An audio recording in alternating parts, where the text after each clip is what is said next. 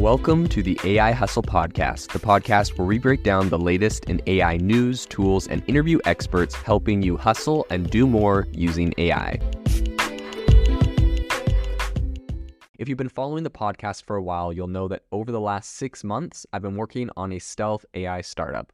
Of the hundreds of projects I've covered, this is the one that I believe has the greatest potential. So today I'm excited to announce AIBox.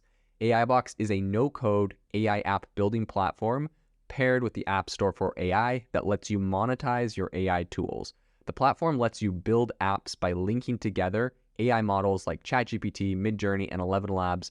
Eventually will integrate with software like Gmail, Trello, and Salesforce, so you can use AI to automate every function in your organization.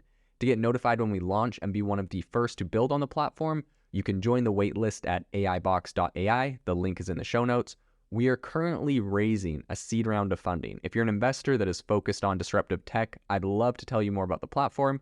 You can reach out to me at jaden@aibox.ai. I'll leave that email in the show notes. Everyone knows that the cost of running AI models like ChatGPT are pretty high. A lot of people have, complained when saying ChatGPT is going to beat Google or replace search engines because the cost of a ChatGPT question is about 10 times to 100 times higher, depending on what it is, than a simple Google search. So obviously, these are some pretty massive upscaling in the cost. So today on the podcast, we were talking about the costs of the AI, the AIs that we use, and essentially what people are calling the AI problem, the AI cost problem. So the main thing is that AI chatbots are losing money every single time you use them. And while some companies like Google and Microsoft can foot the bill right now, this is going to be pretty detrimental for the entire industry as a whole and innovation within the industry if no other competitors can get into the space. So today we're going to talk about what's happening in the space and why this is the case and what the hope is for some of these smaller breakout AI models that we're hoping to see. So I think one of the most important things to talk about is just that the expense and the limited availability of just the computer chips, right? We talk about NVIDIA a lot on the podcast and how much money they're making selling these GPUs and computer chips.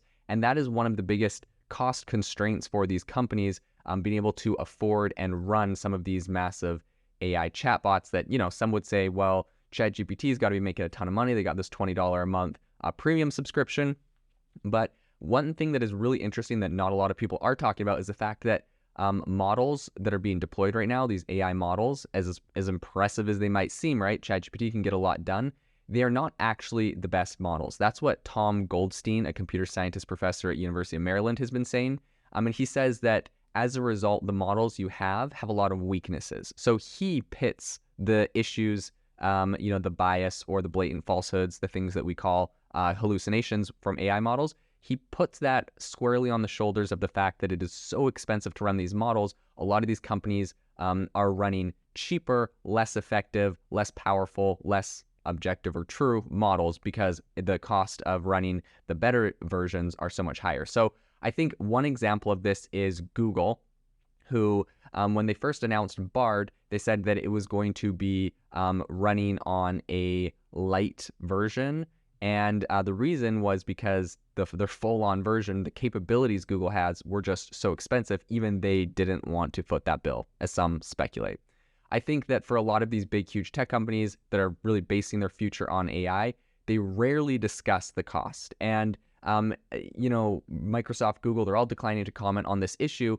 And a lot of people say that because everyone's talking about the ways that this AI is going to integrate into every vertical and every industry, they don't want people to slow down this integration because they're worried the cost will eventually go up, right? We look at a lot of companies that make the cost of their product quite cheap to get mass adoption, and then they slowly raise the price.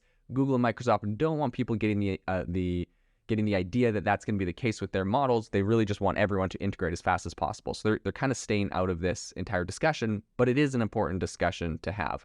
I think just the really intense computational power that these AIs use really made it so that when ChatGPT, came out with GPT-4, that was not something they could give away for free. That had to be behind their paid version. Even to this day, if you want GPT-4, you're going to have to pay for it. You can run, the weaker GPT 3.5 on ChatGPT for free, but there's a lot of limitations. As you know, September 2020, 2021 is a day of many curse because that's the last day that ChatGPT was trained on. It doesn't know anything beyond that. But in addition to that, like I have experimented extensively with GPT-4 and the power is much, much greater than GPT 3.5. I always get like, I feel like the responses are like 30, 40, 50, 60% better out of GPT-4. And we've seen that in a very literal sense, in a very measurable sense with GPT-4 doing much better at the law, at bar exams for law than GPT 3.5 and a lot of different areas that it excels at in a very measurable way. And I think that these costs might be one of the reasons Google has yet to build an AI that directly just integrates with its search engine, right? Like they've released and they've announced Bard, and that Bard is going to be doing some cool things with AI inside of Google search, but to date, it's still not there. It's still not 100% released. And a lot of people are saying it's just due to the sheer cost of this. So Dylan Patel, he's a chief analyst at a semiconductor research firm called Semi Analysis, and he estimated that a single chat with ChatGPT could cost you 1,000 times as much as a simple Google search. So earlier, right, I said 10, 100 times. There's a lot of different estimates that are going around right now. But that 1,000 times cost comes as we're looking at these new GPT-4 responses that we're getting that are much higher quality, but they also use a lot more computational power. So in a bunch of different recent reports on AI, even the Biden administration is kind of weighing in from a government perspective on this issue, and they specifically, highlighted the cost of generative AI as a national concern. So in a blog, and I guess in a release, they wrote that the technology is expected to dramatically increase computational demand and the associated environmental impacts, and that there's urgent need to design more sustainable systems. So from the government right now, obviously we have a left-leaning government in power in America right now who is quite focused on environmental impacts, as that is part of their platform. So you can always kind of expect when they make comments on what is kind of cutting edge and happening today, they're going to comment with how it relates to the platform they have and what they're focusing on. So environmental impacts is something that's very important to them. And so that is what they're kind of bringing up there. So I will say there is some hope, though, for new coming AI companies and a lot of other people. There's been a lot of really impressive AI models released. Meta released one that is quite famous, which is the Lambda model that, famously some researchers at Stanford were essentially able to clone ChatGPT for around $600, and the computational cost was a lot lower on that. Now, that being said, I feel like it is kind of, cheating. I don't know. They used responses that ChatGPT gave, which had already been like trained and fine-tuned. So it's in a way they're kind of taking some of the work that OpenAI ChatGPT did to create a model that could come up with those responses. So that's for the data that they fed into it. In addition, it's against OpenAI's terms of service to create a competitor based off of outputs from their own model. Makes sense. But I just want to bring that up because, in all the talk of it being cheaper, it's not necessarily that easy. But that being said, these costs are coming down significantly. And so I do think that there's ways for newcomers to come into the market and create some still very powerful AI models. And I do believe that technology will continue to come out that is going to lower the cost. Now, that being said, one of the big costs that a lot of people talk about is just the infrastructure to run these models. So the GPUs required. Elon Musk famously tweeted or said I believe in a press briefing or something that these GPUs and these chips were harder to get than drugs right now. And he recently bought 10,000 GPUs for his new AI startup that he is stealth mode kind of building. And so I think that Silicon Valley really came to originally dominate the internet and all of that by offering things like Google search and email and social media, right? We're seeing from Facebook and everyone else for free or for losing money initially, but inevitably they turn it around. They start making, some pretty big profits and they go public. And even companies like Twitter pre-acquisition by Elon Musk had always lost money, and like it IPO'd, but it was never a profitable company. And so I think, consumers are kind of used to this, but I don't know how sustainable it is in a world of AI where these costs are going up 10, 100, or 1,000 times what their predecessor was, when you're looking at the difference between just doing a Google search and getting a result from, GPT-4 that's very in-depth and covers everything you're looking at. So it's going to be interesting to see like how long these companies can actually sustain these added costs. I would say it's no accident that all of these companies building and leading AI models are either like they're the largest cloud computing providers, or they've partnered with them or very closely partnered with them, as you're seeing with Google and Microsoft. And Anthropic has partnered with Google, and OpenAI has partnered with Microsoft. And I think that this is something that we're going to see a trend in, because just the costs are so heavy that you really need to have an in there in order to cut these down and be a viable business. Companies that buy those AI tools coming from those companies don't realize essentially they're being locked into a very heavily subsidized service that costs a lot more than what they're currently paying. That's something that Clem Delangu, who's the CEO of Hugging Faces, recently said.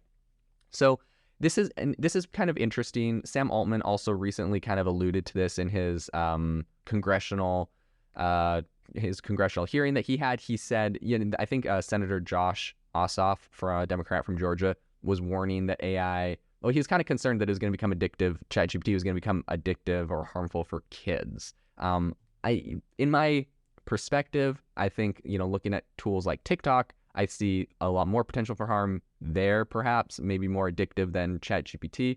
But in any case, I guess it's an interesting concept to think about, and we should be open-minded. In any case, on this topic, Sam Altman was responding to that, and he said, "We try to design systems that do not maximize for engagement. In fact, we're short on GPUs. The less people that use our product, the better." So he's kind of alluding to the fact that it is really hard to get GPUs. You've seen it with OpenAI and ChatGPT when you're trying to use it and it crashes. It only gets you through half of a response or an article. It's kind of frustrating. So the expense of these AI models is really, really high. And in addition to that, just the cost of hiring some of the talent to work at your company, so from some of the financial filings of these companies, we're seeing, star AI scientists being paid up to $5 million a year for their help in projects like OpenAI and Bing and Anthropic's Claude. So I think this is definitely something that's very expensive.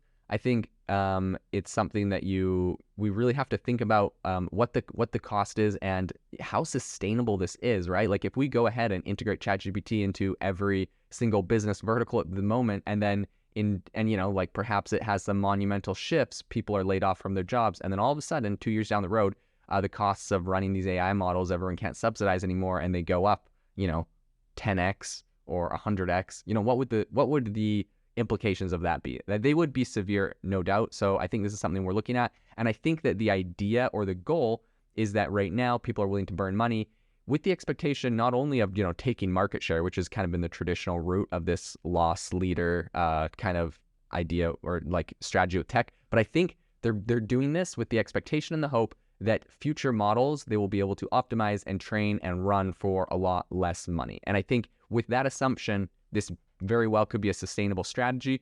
But if that doesn't come to fruition, there would be some serious consequences and a lot of serious costs, I think, that would be passed on to the economy. So it's kind of interesting. The CEO of D-Matrix is a startup working on more efficient chips for AI. He said, "This is not a sustainable equation for the democratization of wide availability of generative AI, the economy, or the environment." So there are a lot of people raising, that are very well informed into this area that are raising these kind of red flags. Google, back in February, like I was talking about earlier, said that it was going to initially run a lightweight version of their Lambda language because essentially it required significantly less computing power, enabling them to scale to more users, aka it's a lot cheaper, and they probably couldn't afford how it was.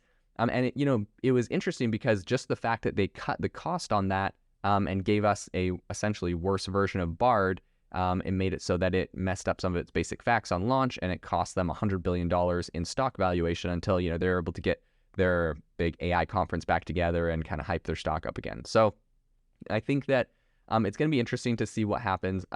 Something that Google also has recently announced is a new chatbot called Sparrow, which was essentially designed by the DeepMind, which is a AI subsidiary they purchased a while ago.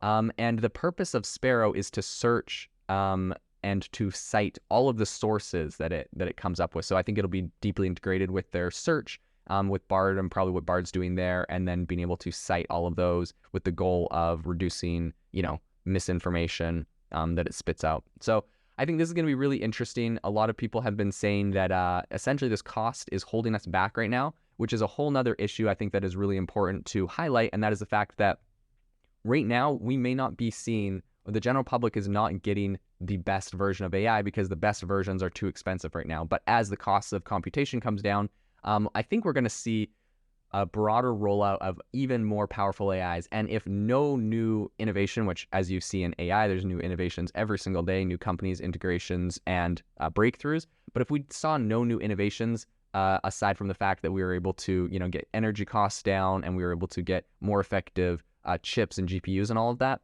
I think we would be able to see quite a large rollout of even more powerful AI. And so because of that, I'm quite bullish, you could say, on the advancements that AI is going to continue to make. I don't think that the progress is going to slow down significantly because there's so many different variables that as they come to fruition, this is going to just accelerate. So I think all of this, all of this is going to make some big changes. And I think that a lot of critics also note that generative AI also comes with costs to society. So someone recently said, all this processing has implications for greenhouse gas emissions. That was a dean at Tufts University Fletcher School. So, people have different criticisms, definitely, of the downsides of this. Some people are saying, based on an estimated ChatGPT usage and computing needs, Casper Gross Albin Ludsvigen, he estimated that it might have used as much electricity in January alone as 175,000 people, which is around the equivalent of a mid-sized city. And obviously, January was one thing, but the usage of this has scaled. Companies integrating this has scaled. So there are costs associated with this. And I think what's going to be interesting to follow is if this is going to be a bubble that is not popped by perhaps the AI progressing less, but eventually when people come to the realization that these things do cost a lot of money and someone's going to have to foot that bill, whether that's the company or the consumer, the cost will have to be paid unless we can find a way to dramatically cut these down. So this is going to be an area we're going to have to follow very closely. And I think we're going to see a lot of really incredible advancements in the way of cost cutting, faster GPUs, more effective usage there. And it's going to be interesting to see who the big players are in putting that forward. If you are looking for an innovative and creative community of people using ChatGPT, you need to join our ChatGPT creators community. I'll drop a link in the description to this podcast. We'd love to see you there where we share tips and tricks of what is working in ChatGPT. It's a lot easier than a podcast as you can see screenshots, you can share and comment on things that are currently working. So if this sounds interesting to you, check out the link in the comment. We'd love to have you in the community. Thanks for tuning in to the AI Hustle podcast. If you could do us a massive favor, we would really, really appreciate it if you could leave us a review wherever you get your podcasts. This helps people find the podcast. It helps people know this is a good place to go. And we would really, really appreciate it as it helps us continue to bring on incredible guests and share incredible content for you to listen to.